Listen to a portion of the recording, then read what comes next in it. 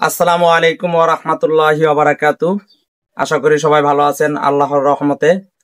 আসলে আজ থেকে 15 দিন যাবত আগে আমি একটা ভিডিও উপস্থাপন করেছিলাম এক অসহায় বোনের। আসলে এই ভিডিওটাতে আমি অনেক কিছুই বলেছিলাম। আজকে নতুন করে আবারও আপনাদের একটু শোনাইতেছি যারা নতুন করে শুনতে চাচ্ছেন। আসলে এই ভিডিওতে আগে সবার আগে বলে নেই আমরা কেমন সাড়া পেয়েছি এবং কি এই অসহায় বোনের প্রতি কারা কারা দাঁড়িয়েছিলেন।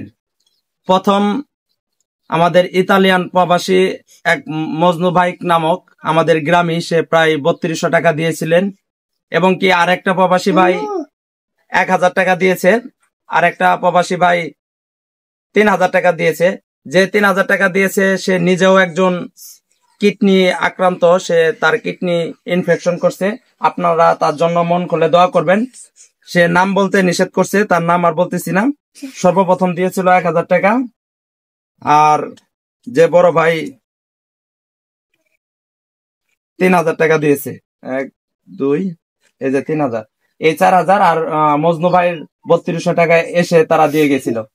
আসলেও এটা কিন্তু ওনার যে রোগ এবং কি যে চিকিৎসা সে পাওয়ার কথা সেটা পাচ্ছে না। আর এই টাকা তাদের কাছে সীমিত একটা অংশ, এটা কোনো টাকাই ধরা চলে না।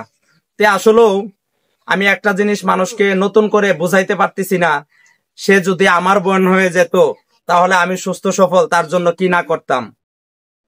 এই কথাটা যদি আপনারা সবাই একটু ভাবেন, কারো বোন, কারো আত্মীয়, মানে যাই যেভাবে ভাবতে পারেন, এই অসহায় একটা বোনের চিকিৎসা করা কিন্তু আমাদের কাছে সামান্য ব্যাপার। তাই ইনশাআল্লাহ সকল প্রবাসী ভাইদের উদ্দেশ্যেই বলবো, সবাই একটু এই অসহায় বোনের পাশে দাঁড়িয়ে যাবেন এবং কি এই চিকিৎসার অল্প কিছু টাকা আপনারা যাই যেভাবে পারেন একটু শরিক হবেন, যেন এনাদের জন্য সহজ হয়ে যায়।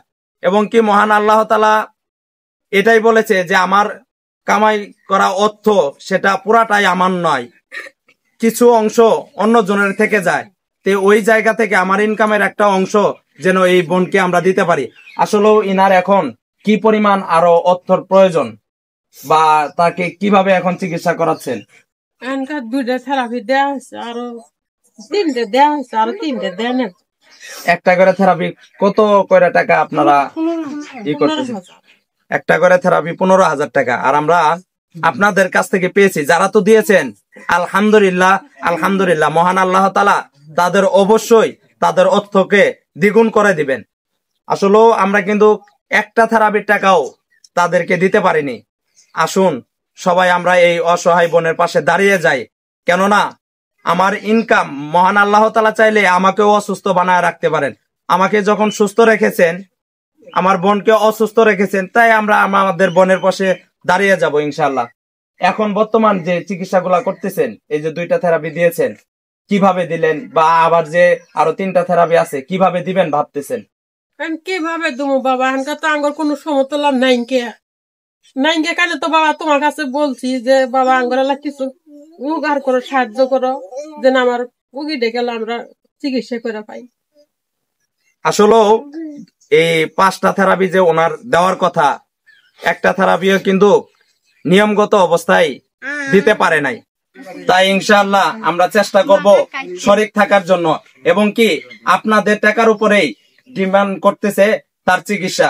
তাই ইনশাআল্লাহ আমরা সবাই এই অসহায় বোনের পাশে দাঁড়িয়ে যাব, যেন ইনশাআল্লাহ আমাদের অর্থ দ্বারায় তাকে আল্লাহর রহমত নিয়ে আমাদের অল্প কিছু অর্থ দিয়ে তাকে সুস্থ করে উঠাইতে পারি ইনশাআল্লাহ।